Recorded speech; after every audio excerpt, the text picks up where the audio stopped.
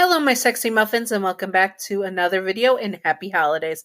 I hope you're all having a great holiday/winter season and all that good stuff. And if you celebrate something other than the Christmas or anything like that, just tell me what you do if you celebrate Hanukkah. I remember the one thing I remember about celebrating Hanukkah, which is my favorite thing that I remember about celebrating Hanukkah, was start with, I don't know how to spell it. I might put it up here if I remember to edit in the edit, but it's like in English, it's potato pancakes, and we would have that every morning during the winter break season.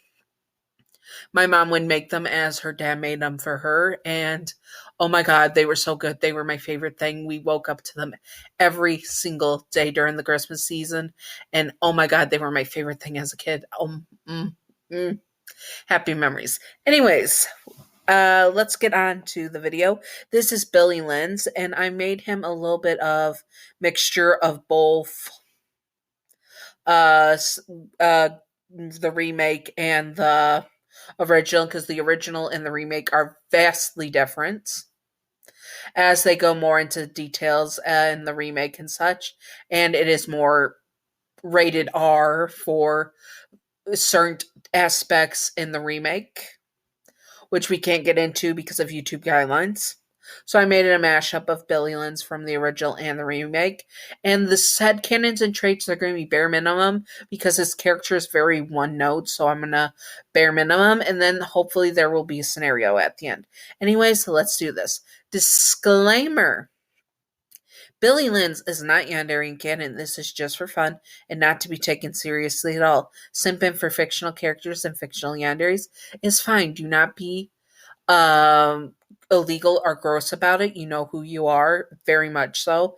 And yanderes are not ideal partners to have in real life, especially if they're like Billy Lynn's. And also remember to separate fiction from reality and headcanon from canon. Thank you. Now let's get on to business. Anyways, let's do this. Billy Lynn's is the type of yandere that is absolutely, utterly bonkers. He's insane. He's off his rocker. He's completely flown over the moon and gone past the stars type of thing. Insane. And that means he is very unstable and also very likely to be Yandere if he was, because Yandere is mentally ill and love struck, aka love at first sight, but love sick type. That's what it translates to. Yandere translates to. So very love sick, which is obsessive love in the form of like true love. It's like they see you and they become obsessed with you right away usually. And he would be that traditional yandere that instantly sees you, needs to have you. And you most likely were in the sorority house or a member of the fraternity house or whatever. You could have just been a member helping out. Either way, you're in the sorority house during Christmas Eve and all that stuff, and you are helping out with the girls there. You are very much not a sorority member or a fraternity member. You are just helping out.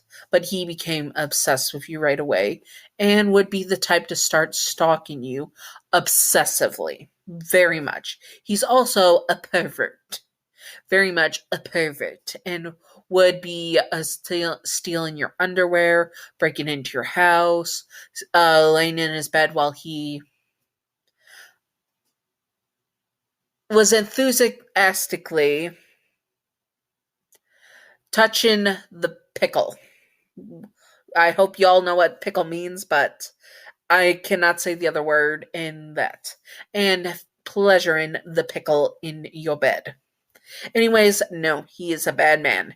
And he would be doing that to make sure that you were his and that his scent was all over your room. Gross, gross. He is very, very much a pervert and would also be the type to start sending you love notes and calling your home or the sorority house if you were staying in the sorority house and demanding to speak to you, telling you how much he loves you, how much he wants you, and how much he desires you, going way past the this is okay mark.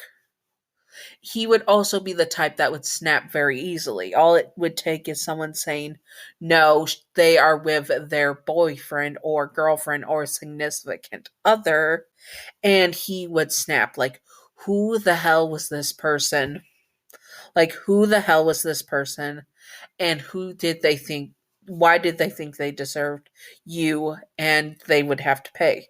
Which very could be likely that your partner was in the sorority house at the time.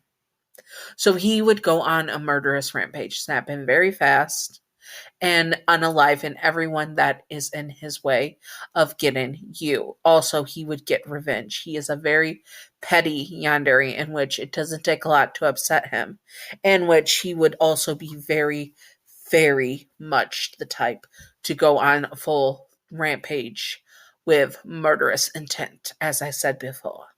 And he would. He would indeed.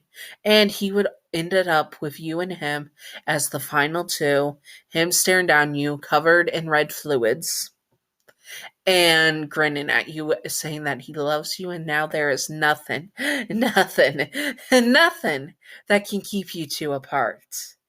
He is going to have you, even if you are not alive to enjoy it. Oh, yes, he will go that far to do the unforgivable things to your corpse. YouTube, this is just fiction. No one is doing anything to anyone's corpse. Thank you. And sorry, I have to say his disclaimer for YouTube. But yes, he would very much enjoy getting revenge on anyone in his way. Also, he would be most likely to keep your body afterwards if you reject him, because if you reject him, well, you don't have to talk to be his. He also would do unaliven you as a very last resort and to keep you safe and sound and always his. Anyways, that's the rough gist of it. I'm sorry that it was scrambled. He would, you know what he would do to rivals, just unalive them easily. He would confess to you on Christmas or the day before, where he confesses to you on the phone. You most likely rejected him. And then he goes on a murderous unaliven. Anyways, let's do the scenario. Scenario. You are sitting in the house, covering your head the best you can as you hide under the bed, trying to block out the noise of the screams of terror and the sound of blood splattering. Why did you have to tell him no? Why did you have to turn him down? This cannot be happening. You feel tears running down your face as the screams finally died down.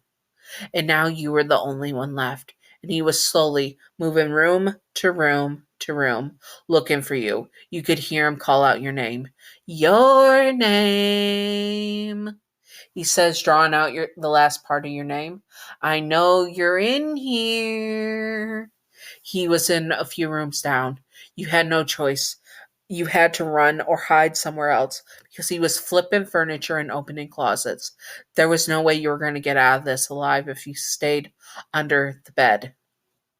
You slowly climb out of the underbed, careful to not have any of the boards creak. He probably would hear it. Once you're up on your feet, you hide behind the door, so when he gets into the room, you could sneak out behind him.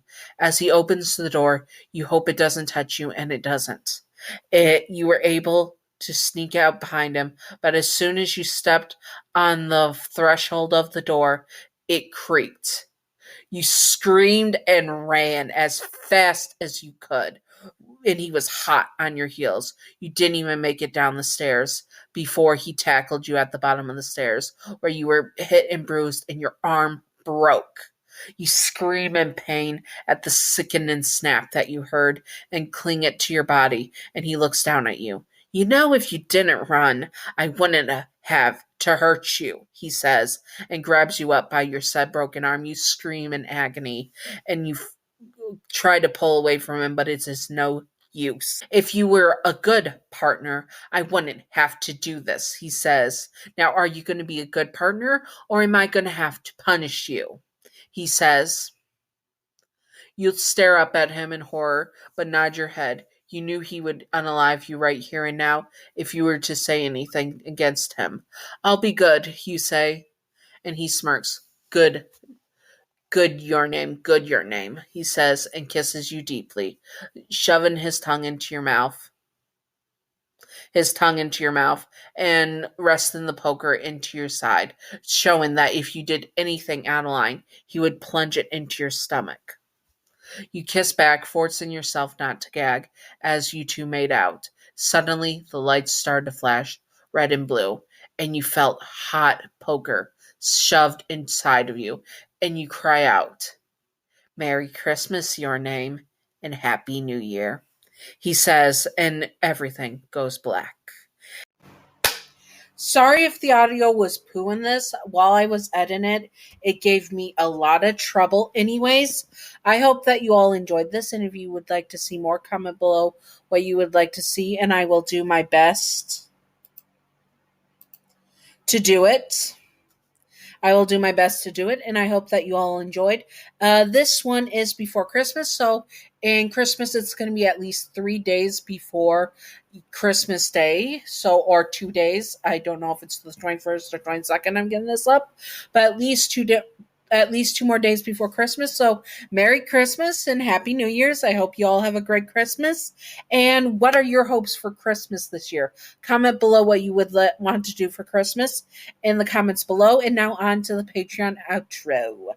Patreon outro. Thank you, Gav, for being my first patron. You are wonderful, beautiful, stunning, gorgeous.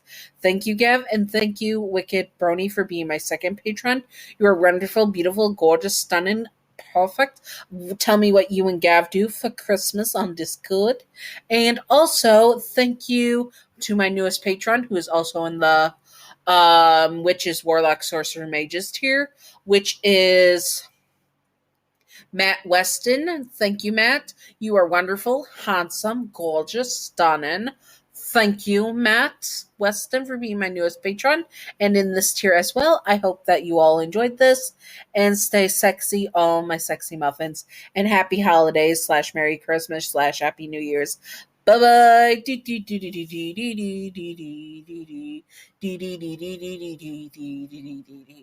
Secret outro time, secret outro time, secret outro time, secret outro. Okay, tell me what you are wanting most for Christmas. I personally am in 2024 starting a new family tradition where we do gift giving in July. My most wanted gift though is the core collection of the Five Nights at Freddy's games.